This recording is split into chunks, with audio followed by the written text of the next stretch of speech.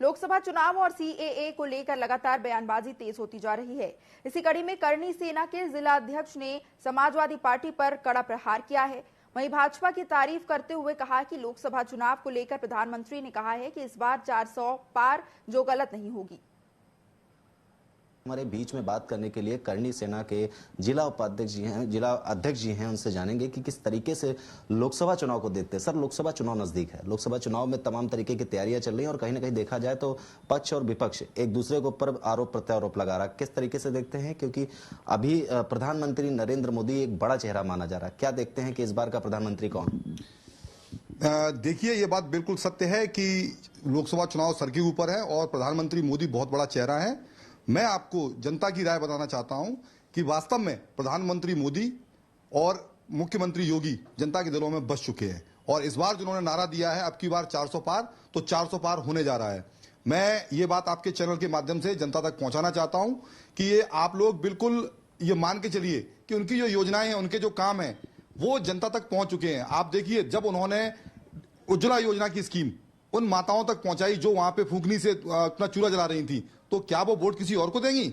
जब वो 80 करोड़ परिवार, जब हम देखते हैं कि 80 करोड़ से ज्यादा लोगों को फ्री राशन की सुविधाएं मिल रही हैं और वो भी अगले 5 साल तक और मिलेंगी, तो वो वोट कहीं जाने वाला नहीं है। जब हम देखते हैं आवास, जब हर निर्धन के पास वो आवास पहुंच चुका है, तो वो वोट कहीं जाने वाला नहीं है। उसके अलावा जब हम बात करते हैं लॉ एंड ऑर्डर की, इसी उत्तर प्रदेश के अंदर अतीक अहमद जैसे माफिया और उसका भाई जब यहाँ के अंदर जेल के अंदर बैठ के लोगों की चमड़ी तोड़वा लेता था, तो उस दौर को भी उत्तर प्रदेश की जनता ने देखा है।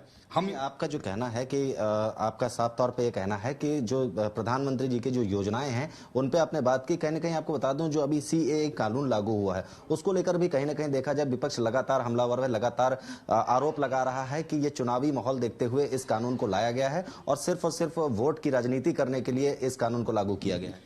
मैं जनता को बड़ा स्पष्ट रूप से बताना चाहता हूं कि सीए है क्या। सीएए लोगों को नागरिकता देता है, ना कि लोगों की नागरिकता छीनता है।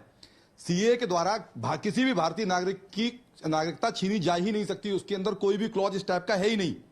ये केवल उन लोगों के लिए है कि जो कि हमारे अखंड भारत का हिस्सा हुआ करते थे, अफगानिस्तान, पाकिस्तान एवं बांग्लादेश, उनके अंदर जो धार्मिक रूप से उत्पीड़ित व्यक्ति हैं, जिनको धार्मिक उत्पीड़न का सामना करना पड़ता है, वो जब इंडिया आते हैं, भारत माता के पास आते हैं, तो उनको अवैध शरणार्थी के रूप में देखा जा रहा था। और वो अवैध शरणार्थी को, जिनको यहाँ पे बेसिक सुविधाएं नहीं मिलती थी, जो दिल्ली के अंदर मजनू के टीले के ऊपर लोग रह रहे थे, आप जाइए उनकी कॉलोनी में देखिए, उनकी हालत देखिए। उनके पास पीने का पानी नहीं है, उनके पास आवास नहीं है, झुग्गी झोपड़ी में रहते हैं। जब बारिश होती है तो नीचे से उनके बिस्तर भीग जाते थे। अगर उनको न्याय दिला दिया गया है तो क्या यह अन्याय है? और नागरिकता देने का कानून तो हमारे देश में पहले से था, लेकिन अगर कोई भारत माता के पास आएगा, ये हमारी भारत माता की संतानें हैं जो वहां पे हमारे धार्मिक उत्पीड़न का शिकार हो रही थी। अगर मां अपने बच्चों को चढ़ने नहीं देगी तो कौन देगा? तो इस सीए कानून के द्वारा उनको न्याय दिलाया गया है और मैं इस कानून का समर्थन करता हूं। बहुत बहुत धन्यवाद। ये थे हमारे बीच में करनी सेना के जिला अध्यक्ष। इन्होंने साफ तौर पे कहीं ना कहीं देखा जाए तो भारतीय जनता पार्टी और प्रधानमंत्री नरेंद्र मोदी, उत्तर प्रदेश मुख्यमंत्री का पूरी तरीके से समर्थन किया।